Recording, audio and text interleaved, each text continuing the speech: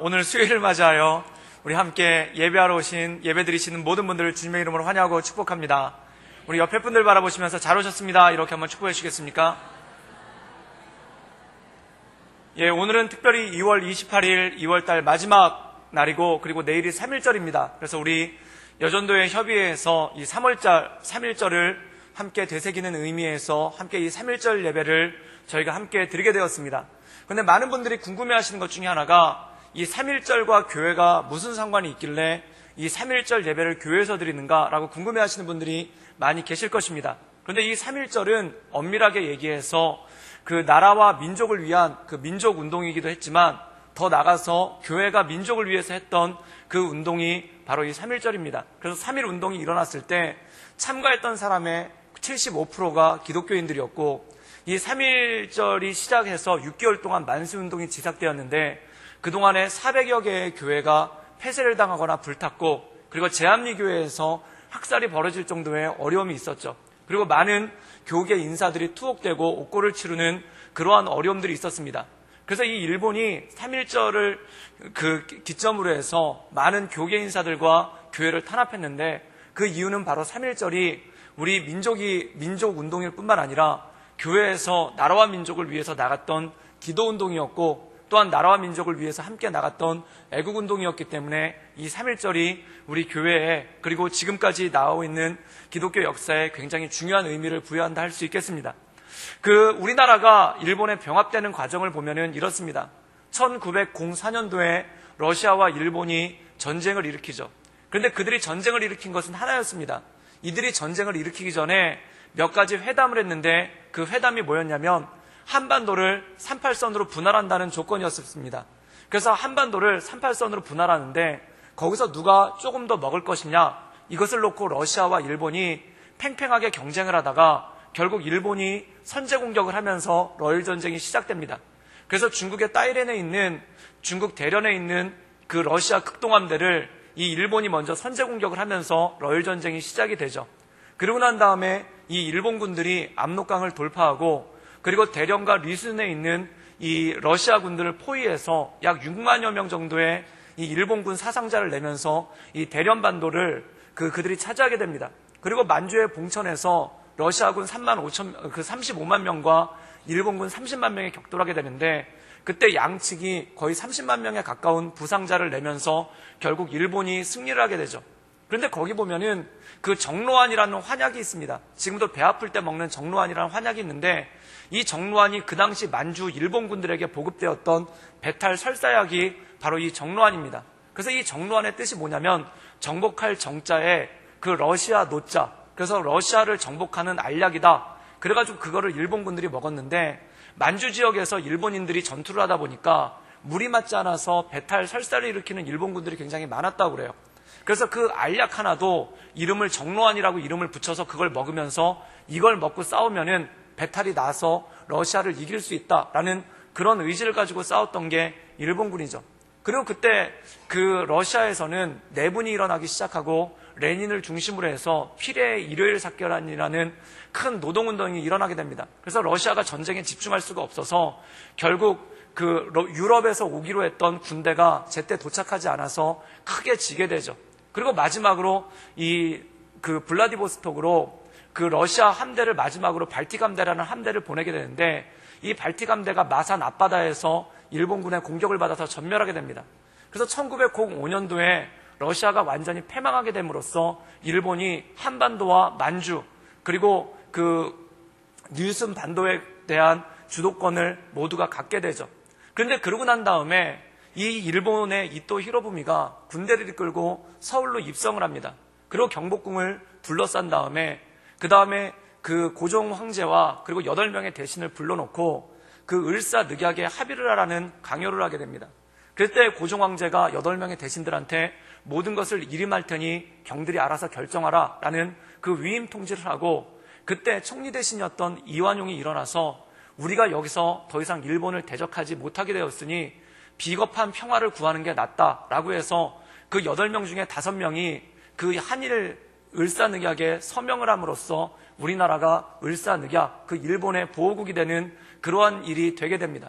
근데 그때 합의사항이 뭐였냐면은 첫 번째, 조선 왕조는 유지한다. 그러나 경찰을 해산하고 군대를 해산하고 모든 외교권은 일본이 갖는다. 그리고 통감이라는 이토 히로부미가 통감으로 있으면서 그 조선에 대한 모든 내정은 이 이토 히로부미가 진행을 하고, 그리고 조선 왕은 단지 형식적으로 존재한다라는 그런 합의문을 발표를 합니다. 그리고 2년 후에 1907년도에 우리나라 대한민국 국군 군대가 해산되는 그런 일이 발생하게 되죠. 그때 이 군대가 해산되면서 정미의병이라는 의병이 나타나게 됩니다. 그런데 그때 이 의병의 기세가 굉장히 셌기 때문에, 그리고 일본이 러시아와 전쟁을 벌이면서 거의 35만에 가까운 군인이 죽거나 부상을 당했기 때문에 전투력이 예전 같지 않았죠. 그래서 그때 의병운동이 활발하게 일어나는데, 각지에 일어났던 의병 13개 부대가 모두 서울로 모이기로 합니다. 그래서 서울 북부에 있는 그 양주에 모이게 되는데, 양주에 모여가지고 서울 진공작전이라는 계획을 계획하게 되죠. 그래서 13군 참의부라고 하는 그러한 부서를 만들어가지고 13군데 의병장들이 모여가지고 서울로 진공하기를 작정하고 계획을 짭니다. 그런데 그때 모였던 숫자가 다 1만 정도가 됐고, 그 중에 우리나라 군인들이 참여를 해서 잘 조직된 군대였기 때문에 1만 명 정도의 군대를 가지고 서울로 진공을 하면은 일본군을 능히 물리칠 수 있을 것이다 라는 그러한 예측도 나왔죠. 그런데 서울로 진공하기 전에 이 의병들 사이에서 한 가지 문제가 생기게 됩니다. 그게 뭐냐면 13명의 이 의병장들 중에 절반 정도는 양반이었고, 그리고 절반 정도는 평민들이었습니다. 그런데 그들이 계획을 짜는데, 이 서울에서 일본군을 몰아내고 난 다음에 우리 조선은 어떻게 할 것인가? 그때 양반들은 뭐라고 주장을 했냐면은 조선 왕조를 되돌려야 된다. 즉 고종을 다시 왕으로 삼고 조선 왕조를 되돌리는 것이 충군 충의의 일이다. 그래서 이 왕을 섬겨야 된다. 조선을 다시 복귀해야 된다라는 의견을 양반들이 내놓았고, 이 평민들은 무엇을 내놓았냐면은 조선이 무능해서, 그리고 조선의 왕조가 무능하고 조선의 양반들과 지도층이 무능해서 나라를 앉은 자리에서 일본에게 뺏겼는데, 그들이 또 조선을 통치하게 된다면은 조선은 또 망하게 될 거 아니냐. 그래서 새로운 정부를 세워야 된다. 그걸 가지고 이 평민 의병장들과 양반 의병장들 가운데 큰 싸움이 일어납니다. 그래서 그 중에 일부 양반 의병장들은 불충한 무리들과 함께 뜻을 할 수 없다라는 그런 의지를 내비치기도 하죠. 그래서 그 분열이 어디서 나왔냐면은 그 선발대가, 허위라는 평민 의병장이 이끄는 선발대가 망우리를 넘어서 서울로 진공을 하는데, 그때 양반 부대 몇 부대가 뒤에서 엄호를 해주기로 했어요. 그런데 불충한 무리들과 함께 할 수 없다라고 해가지고 뒤에서 엄호를 해줘야 되는 부대가 엄호를 안 해줍니다. 그래서 그 앞에 나갔던 선발대가 일본군에게 포위가 돼서 전멸이 되고, 그리고 그 이후로 의병장이었던 이인영이라는 이 의병장은 아버지가 돌아가셔서 부친상을 치르고 와야 되겠다라고 하면서 그 대열에서 이탈하게 됩니다. 그래서 이 13군 창의군이라는 이 의병부대가 서울을 코앞에다 놓고, 그리고 서울의 막을 코앞에다 놓고 거기서 뿔뿔이 흩어지는 그러한 일들이 생기고 말았죠. 그런데 그걸 놓고 많은 애국지사들이 고민을 하게 됩니다. 그 고민이 뭐냐면, 일본을 무찌르고 난 다음에 우리나라는 어떤 방향으로 가야 될 건가? 즉 독립운동을 하기는 하는데, 이 독립운동을 하면서 일본을 물리치고 나면, 그리고 일본으로부터 독립하고 나면은 우리나라는 어떤 방향으로 나가야 되는가? 다시 조선으로 회귀해야 되는가? 다시 조선 왕조로 서야 되는가? 아니면 새로운 나라를 세워야 되는가? 그래서 그걸 놓고 많은 사람들이 고민을 하게 됩니다. 그때 많은 사람들이 고민했던 것 중에 하나가, 양반들은 조선 왕조로 회귀해야 된다라고 생각을 했고, 많은 사람들은 조선 왕조로 회귀하지 말고 새로운 나라를 세워야 된다라는 그런 고민을 하기 시작했죠. 그러면 그 세워야 되는 새로운 나라가 뭐냐? 그런데 그 새로운 나라를 알지를 못하는 거예요. 그때 일어났던 사람들이 바로 기독교인들입니다. 그때 기독교인들이 이 배제학당을 중심으로 해서 많은 사람들이 토론을 했는데, 그 토론 중에 하나가 뭐냐면, 우리가 독립을 하면은 이끌어야 되는 나라의 그림이 있다. 그래서 그 나라의 그림이 뭐냐면, 미국식 대통령제를 중심으로 한 자유민주주의 체제를 완성해야 된다라는 그러한 의견이 배제학당을 중심으로 많은 기독교 인사들 사이에서 진행이 되게 됩니다. 그래서 그 인사들이 모여서 회의를 하고, 그리고 그러한 정부 체제를 가지고 그러한 나라 체제를 만들자라는 그러한 결의하에 실행됐던 것이 바로 이 3.1운동이죠. 그래서 이 3.1운동은 6개월 정도까지 진행이 되었고, 그리고 이 3.1운동이 끝난 다음에 그 결과로서 열매가 뭐냐면 상해의 대한민국 임시정부가 세워지게 됩니다. 그리고 이 상해의 대한민국 임시정부의 중추적인 역할을 했던 사람이 그 당시 대통령이 이승만 그리고 부통령이 김규식인데 이 두 분 다 배제학당 출신이죠. 그래서 이 두 분이 이 배제학당 출신들인데 그들이 무엇을 주장했냐면 바로 미국식 대통령제를 통한 자유민주주의 체제를 만들어야 된다.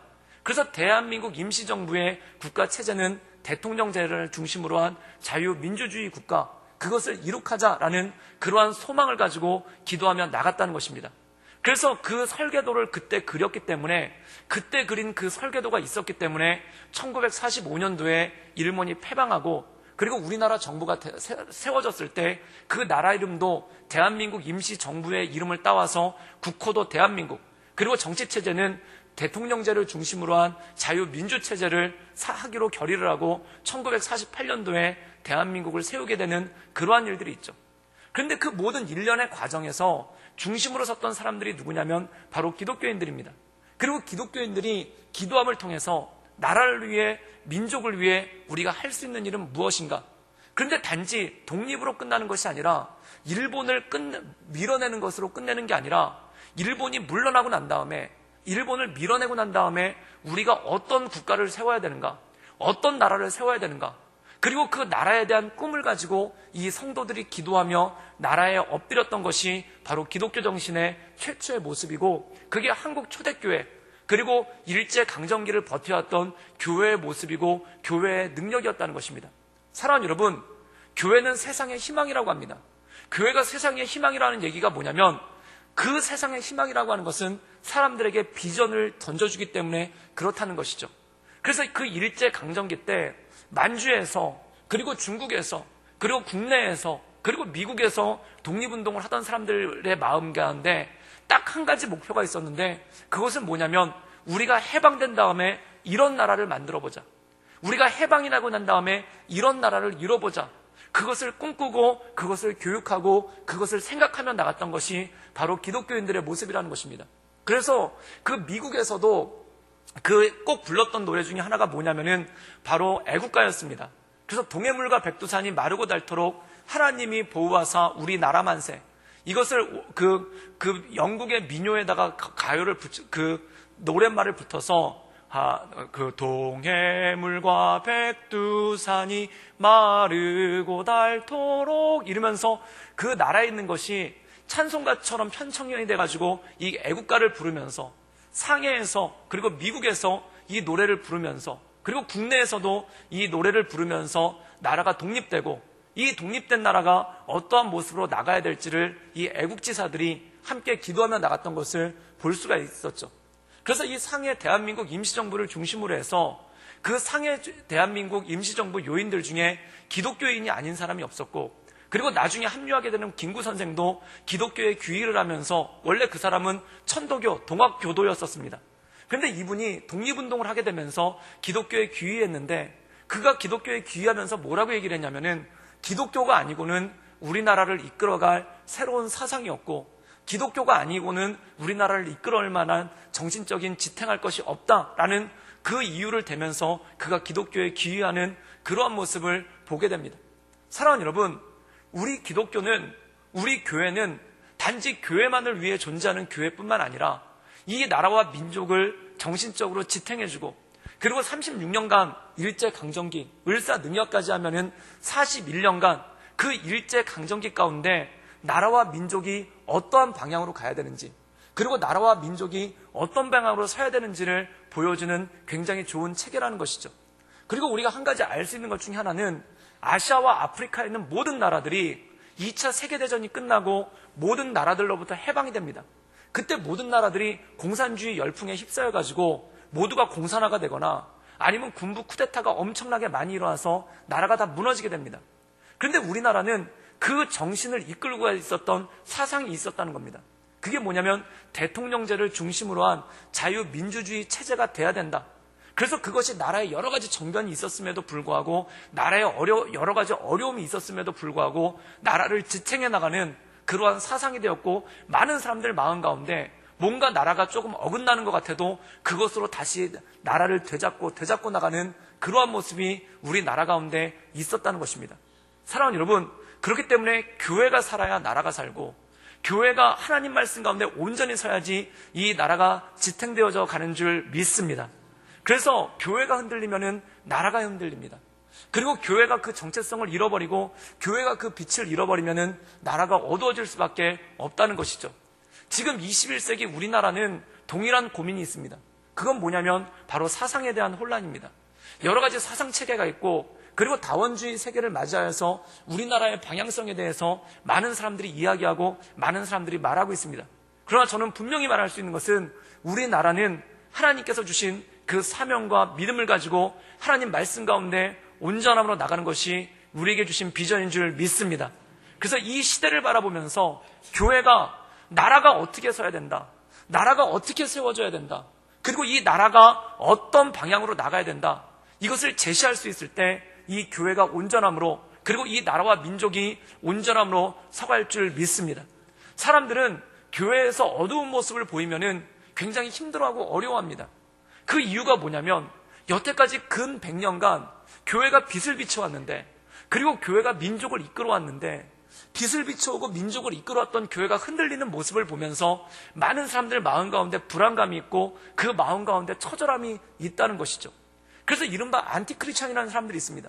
그 안티크리스찬이라는 사람들을 만나보면은 그들이 기독교를 부정하는 것이 아니라 기독교가 바른 방향에서 서지 못하는 것을 안타까워하는 경우가 참 많은 것을 보게 됩니다. 왜 그럴까요?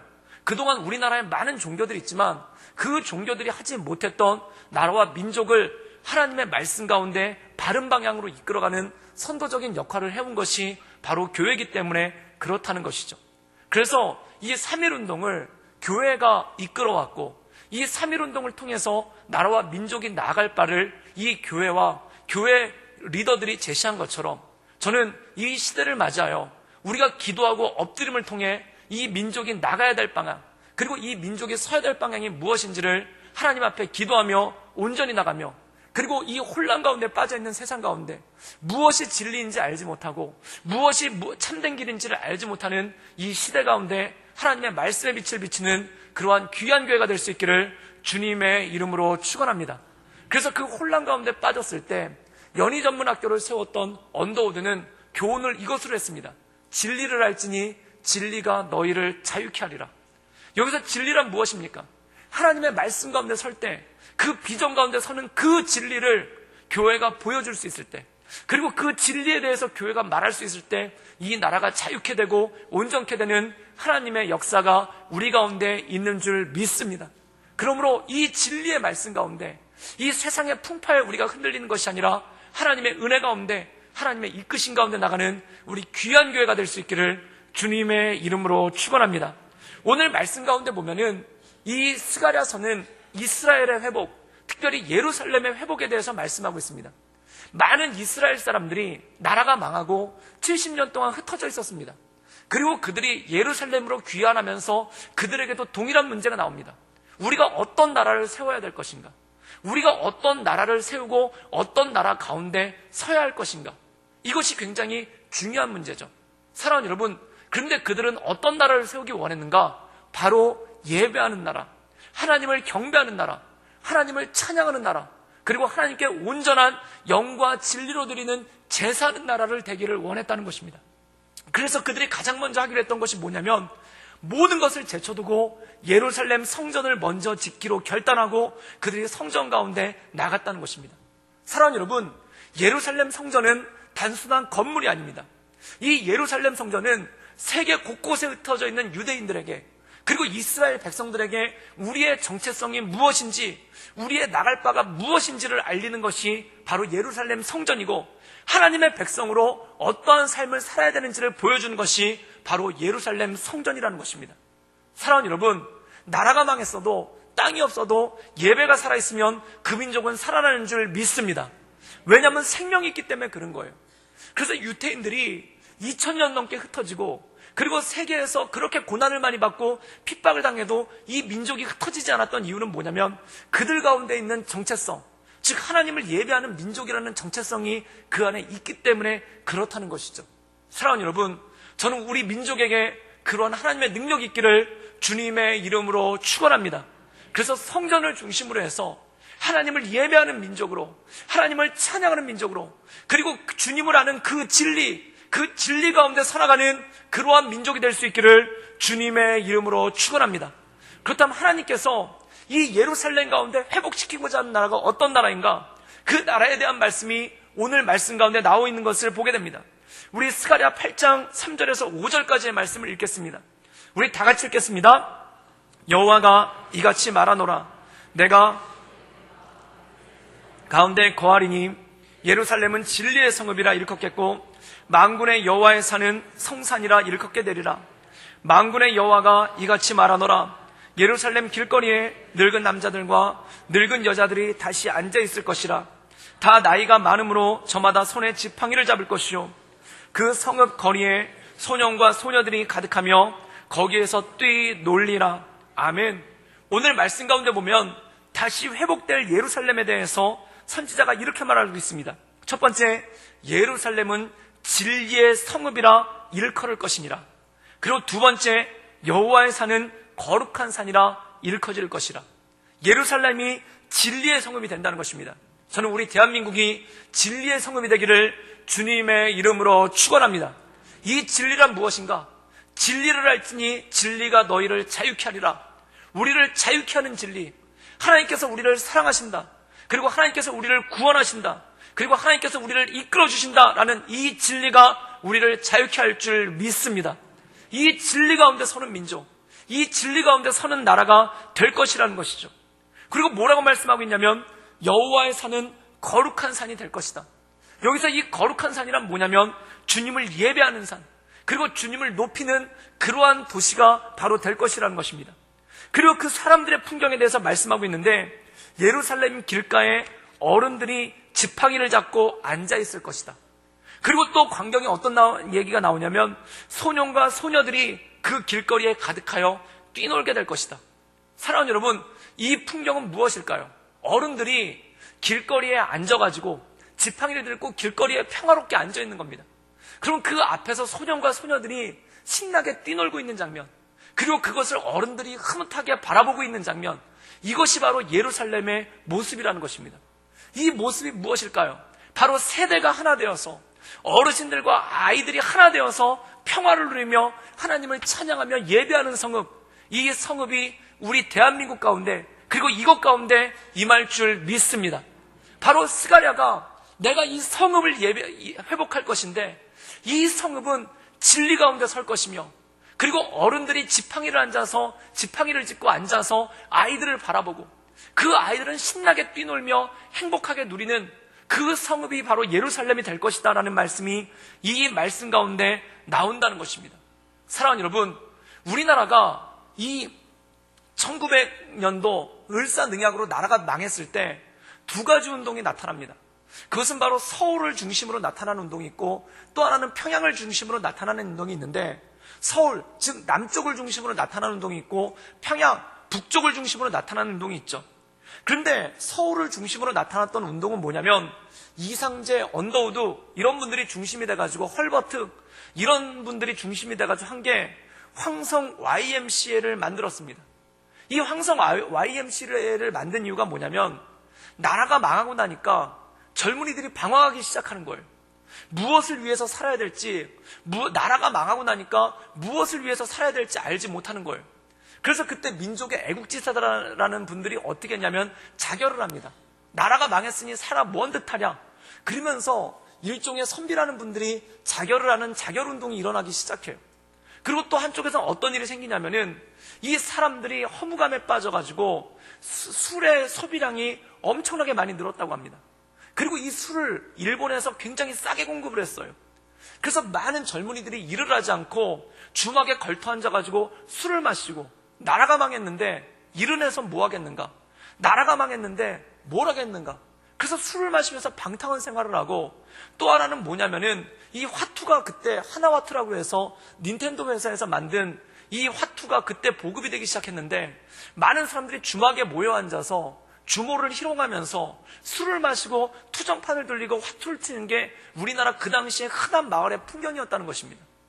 그런데 그것을 놓고 이 황성 YMCA에서 뭘 했냐면 젊은이들이 살아야 하는 나라가 산다. 지금 젊은이들이 살아야 하는 나라가 산다라고 해서 황성 YMCA를 만들고 최초의 청년부라는 것을 그때 조직하게 됩니다.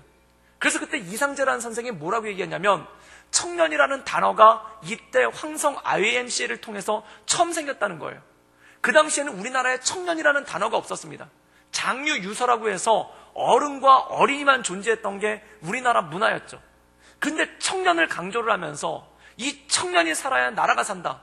그래서 술판에 앉아있고 도박판에 앉아있고 그리고 그 사창가에서 자기의 젊은 세월을 낭비하고 있는 그 젊은이들을 모아다가 이 황성 YMCA에서 그들을 교육하고 또한 그들이 어떤 방향으로 나가야 될지에 대해서 가르치고 그리고 꼭 걷다 넣었던 것 중에 하나가 뭐냐면 체육 행사를 넣었다고 그래요. 그래서 왜 옛날에 우리가 체력장 할 때 보면은 수류탄 던지기가 있지 않습니까?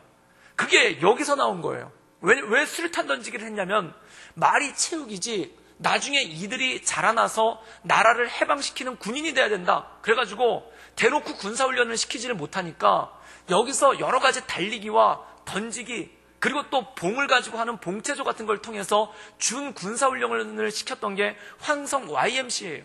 그래서 거기서 했던 게 뭐냐면 건강한 육체, 건강한 정신, 건강한 영혼 이 세 가지를 놓고 이 사람들을 훈련시켰던 게 황성 YMCA죠. 그래서 그것을 중심으로 해서 청년들을 각성시키는 운동이 있었고 그리고 평양에서는 교회를 중심으로 해서 평양 대부흥이라는 것이 나옵니다. 그런데 이 평양 대부흥이 일반 부흥회가 아니었어요. 이 평양 대부흥 운동을 끝나고 난 다음에 세 가지 결의를 하는데 첫 번째 금주, 금연, 그리고 세 번째가 척척금지입니다. 술을 마시지 말라.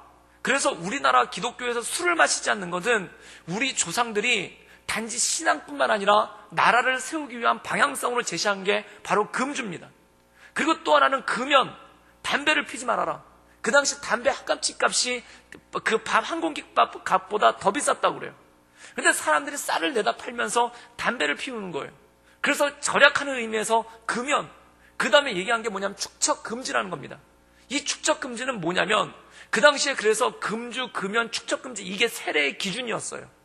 그래서 거기서 얘기하는 게 아내 외에 다른 여자와 사귀거나 아내 외에 다른 여인에게 관심을 갖는 사람은 교회를 떠나라 라고 얘기할 정도로 굉장히 강하게 얘기했습니다. 그 이유가 뭐냐면 너희가 가정을 허물어뜨려 버리면 금주와 술을 먹는 것과 담배를 피우는 것과 그리고 여자를 탐하는 것으로 인해서 가정을 허물어뜨리면은 우리 민족 가운데 무슨 미래가 있겠느냐. 그래서 이 평양을 중심으로 나타나는 운동은 뭐냐면 한마디로 얘기해서 금주, 금연, 축척금지가 가정을 지키자는 겁니다.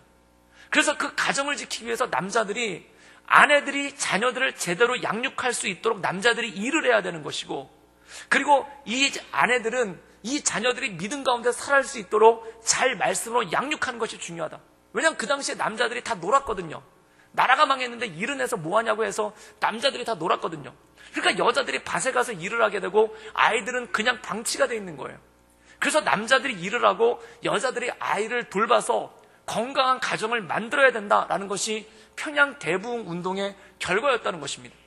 사랑하는 여러분, 그것을 통해서 나라의 기초를 다지고 그것을 통해서 나라의 다음 세대를 바라보고 그것을 통해서 나라의 기본을 다지기로 했던 것이 바로 그것이 교회가 했던 일이고 교회가 하나님의 말씀 가운데 엎드렸던 일이죠. 사랑하는 여러분, 저는 이 시대를 맞이하여 이 운동이 다시 회복될 수 있기를 주님의 이름으로 축원합니다.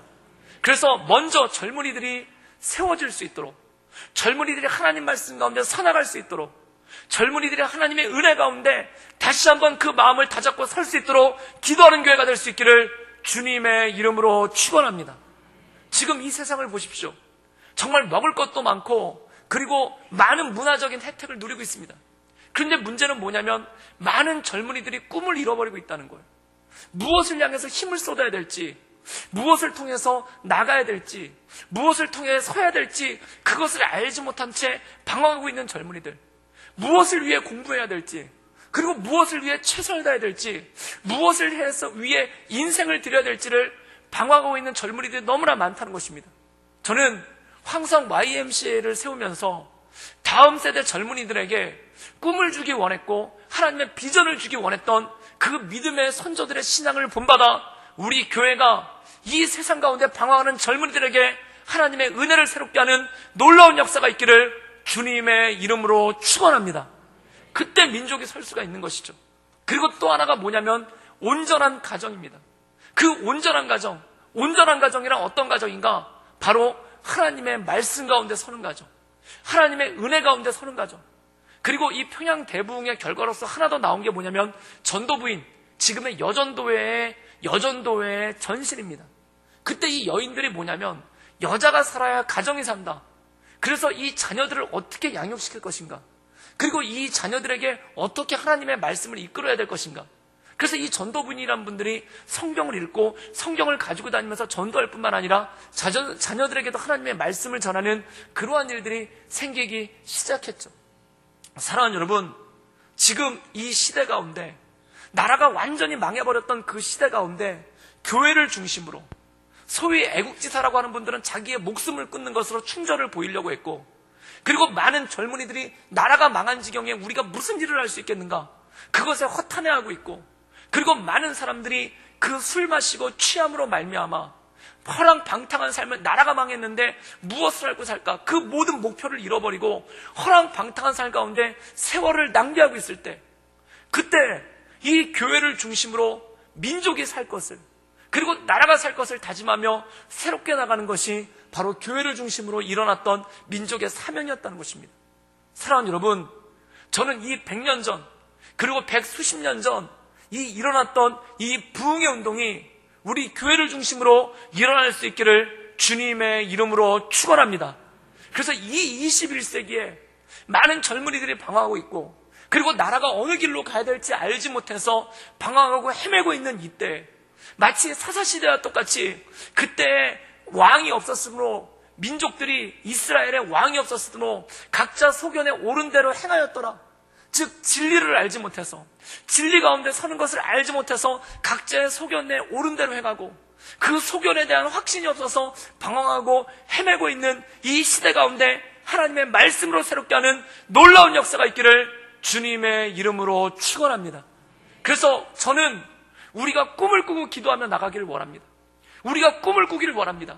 무슨 일이 있어도 우리 다음 세대는 살려야 되겠다. 우리 다음 세대는 하나님의 말씀 가운데 세워야 되겠다. 우리 다음 세대는 하나님의 은혜 가운데 서도록 해야 되겠다라는 그 꿈을 가지고 나가는 우리 구독교회 모든 성도님들 되기를 주님의 이름으로 축원합니다.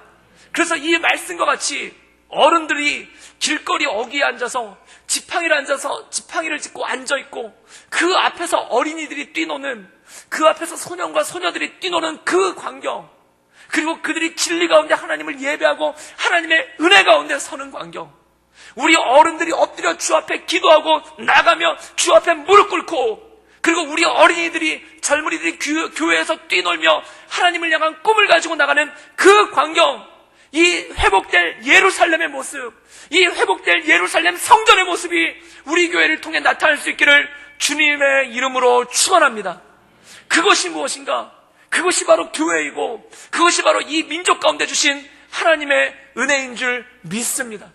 그래서 우리 교회를 통해, 우리가 기도함을 통해 민족을 향한 꿈을 가지고 주 앞에 엎드리는 그 나라와 민족이 되기를 주님의 이름으로 축원합니다.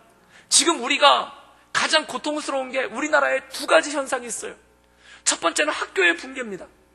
학교의 붕괴, 정말 심각한 일입니다. 또 하나, 바로 가정의 붕괴입니다.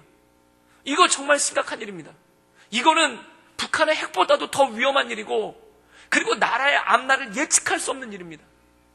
학교가 붕괴되고 있어요. 저는 우리 교회에 많은 교직에 계신 분들이 계신 줄 알고 있습니다. 특별히 학교를 위해서 기도해 주시기를 주님의 이름으로 축원합니다. 이 시대에 어린이들이, 이 시대에 다음 세대들이 자라나야 되는 모판이 학교인데, 그 모판이 온전하지 못하다면, 그 모판이 온전하게 세워지지 못한다면 어떻게 이 나라의 미래를 기대할 수가 있겠습니까? 저는 또 우리 가정을 위해서 기도하며 나가기를 주님의 이름으로 축원합니다. 그래서 아버지가 아버지답게 서고, 어머니가 어머니답게 서고, 그리고 가정이 말씀 가운데 새로워지는 가정, 하나님의 은혜 가운데 서는 가정, 그런 가정이 되기를 주님의 이름으로 축원합니다. 그래서 이 성경을 보며, 이 말씀을 보며, 단지 성경을 보며 우리의 지식을 넓히는 것이 아니라, 그리고 기도를 하며 내가 얼만큼 기도했나를 자랑하는 것이 아니라, 우리 가운데 분명한 목표와 분명한 비전을 가지고 주 앞에 기도하며 나가는 그러한 성도들 되기를 주님의 이름으로 축원합니다. 그래야 이 민족 가운데 주님 학교를 새롭게 하시사, 이 민족 가운데 교육기관들을 새롭게 하시사, 이 민족 가운데 어린아이들을 교육하는 이 모든 것들을 주님 새롭게 하시사, 특별히 기독교 선생님들에게, 예수님을 믿는 선생님들에게 세움을 주시고, 하나님 이 나라의 어린 세대들을 새롭게 하는 놀라운 역사가 일어날 수 있도록 주님 기도하게 하여 주시옵소서. 그리고 가정을 놓고 기도할 때 이 가정이 말씀 가운데 하나 되는 가정, 말씀 가운데 온전히 서는 가정, 말씀 가운데 새로워지는 가정이 되어서 이 가정이 하나님의 은혜 가운데 서나가는 그런 가정 되게 하여 주시옵소서. 그리고 교회를 위해서 기도할 때 이 시대를 향해 빛을 비치며, 이 시대를 향해 이 민족이 나갈 바가 무엇인지를 제시하고, 이 민족이 어떻게 서야 될지를 제시하며 하나님의 은혜 가운데 나가는 그러한 귀한 교회 되기를 주님의 이름으로 축원합니다. 저는 나름 역사가입니다. 나름 역사가인데 한 가지 확실한 거 있습니다. 우리나라는 세계 11위의 경제대국입니다. 그리고 세계 9위의 군사대국입니다. 절대 허술한 나라가 아니에요. 절대 만만한 나라가 아니에요. 그런데 그거보다 더 놀라운 점이 있습니다. 그게 뭐냐면, 여태까지 어떤 나라도 식민지로 삼지 않고 이 정도 경제력과 이 정도 군사력을 가진 나라는 이 세상에 어디도 없습니다. 이 세상에 그 20개국에 들어있는 나라들 중에, 그리고 OECD에 들어있는 나라들 중에 다른 나라 식민지 삼지 않고, 그리고 다른 나라에 대해 피해주지 않고 그만큼 성장한 나라 어떤 나라도 없습니다. 대한민국만 유일합니다. 나라가 반토막이 났음에도 불구하고, 그 많은 비용을 국방비로 지출하고 있음에도 불구하고, 그리고 열강 가운데 둘러쳐서 이 일촉즉발의 상황 가운데 있음에도 불구하고 경제 대국을 이뤄낸 나라는 한국밖에 없습니다. 사랑하는 여러분, 이것은 뭘까요? 전적인 하나님의 은혜인 줄 믿습니다. 그리고 하나님의 은혜 없이는 살아갈 수 없는 민족이 우리 민족임을 믿습니다. 그래서 제가 베트남에 갔었을 때 우리나라에 대해서, 우리나라 역사 소개만 해도 그게 간증이 되더라고요. 우리나라 역사 소개만 해도 그게 간증이 되고, 우리나라 역사 소개만 해도 이것이 나라가 간증인 나라가 흔치 않습니다. 나라가 간증인 나라는 아예 없습니다. 우리나라 근대사를 한번 쫙 살펴보세요. 1884년도부터 지금까지 우리나라 2018년도까지를 살펴보면 그냥 나라의 역사 자체가 간증이에요.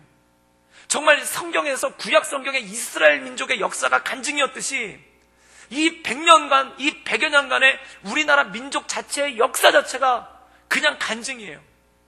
이것은 무엇이겠습니까?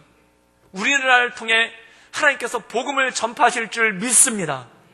우리나라를 통해 하나님께서 하고자 하는 일들, 그래서 마치 이스라엘 백성들을 샘플로 뽑아가지고 그들에게 구원의 역사를 베풀면서 그들을 통해 복음을 전하기 원하셨던 것처럼, 지금 21세기에 우리나라를 샘플로 뽑아서 우리나라를 통해 하나님의 역사를 이뤄내실 줄 믿습니다. 그 사명을 가진 우리가 빛을 비춰야 되지 않겠습니까? 그 사명을 가진 우리가 하나님의 말씀 가운데 날마다 새로워져야 되지 않겠습니까? 사랑하는 여러분, 나를 넘어 우리를 보고, 우리를 넘어 이웃을 보고, 이웃을 넘어 열방을 바라보는 우리 구독교의 모든 성도가 될 수 있기를 주님의 이름으로 축원합니다. 그래서 나의 좁은 마음을 벗어나 하나님께서 주시는 마음으로, 내 마음의 얕은 마음을 벗어나 하나님께서 주시는 깊은 마음으로, 그리고 내 마음 가운데 얄팍한 것들을 벗어나 하나님의 은혜 가운데 나가는 온전한 역사가 우리 교회 가운데 있기를 주님의 이름으로 축원합니다. 그리고 그것을 위해 우리가 부름을 받았습니다. 사랑하는 여러분, 저는 우리 민족이, 그리고 특별히 우리 교회가, 그리고 우리 나라가 하나님 말씀 가운데 온전하게 서나가기를 주님의 이름으로 축원합니다. 이 시간 함께 기도하며 나가기를 원하는데, 우리 세 가지를 놓고 기도하기를 원합니다. 먼저 이 나라의 교육이 다시 설 수 있도록 주님 도와주시고 주님 역사하여 주시옵소서. 나라가 망했을 때 YMCA를 통해, 그리고 배제학당을 통해, 그리고 이화학당을 통해, 연희전문학교를 통해 많은 민족의 지도자들이 세워졌습니다. 그것과 마찬가지로 이 땅의 교육을 주님 붙잡아 주셔서 진리를 알지니 진리가 너희를 자유케 하리라 하신 그 말씀 가운데, 진리 가운데 살아가는 하나님, 이 나라, 이 민족의 교육될 수 있도록 주님 도와주시고 주님 역사하여 주시옵소서. 그리고 가정을 위해 기도하며 나가길 원합니다. 나와 내 집은 오직 여호와만을 섬기겠노라. 이 가정을 교회로, 이 가정을 모태로 하나님의 역사가 나타날 수 있도록 주님 도와주시옵소서. 그리고 교회를 위해 기도하며 나가기를 원합니다. 나라가 어려운 시절에 교회가 세상을 향해 빛을 비췄듯이, 나라가 어려웠던 시절에 교회가 세상을 향해 빛을 비치며 이끌어 나갔던 것처럼 그것을 회복할 수 있도록, 그 비전을 회복할 수 있도록 주님 역사하여 주시고 주님 인도하여 주시옵소서. 시간 함께 기도하며 나가기 원하는 것은 우리 같이 두 손을 높이 들고 주님, 이 시대 가운데 우리의 마음이 허탄해지지 않게 하시며, 하나님 우리의 마음이 넘어지지 않게 하시며, 우리의 마음이 쓰러지지 않게 하시고, 나라와 민족을 위해 100년 전 엎드렸던 우리 조상들의 모습과 같이, 우리 믿음의 선조들의 모습과 같이 기도함으로 엎드리게 하시며, 이 어두운 세상 가운데 빛을 밝혀나가는 그러한 민족, 그러한 교회, 그러한 가정 될 수 있도록 주님 이끌어 주시옵소서. 우리 같이 주님의 이름을 세 번 부르며 간절한 마음으로 주께 기도하며 나아가겠습니다. 주여!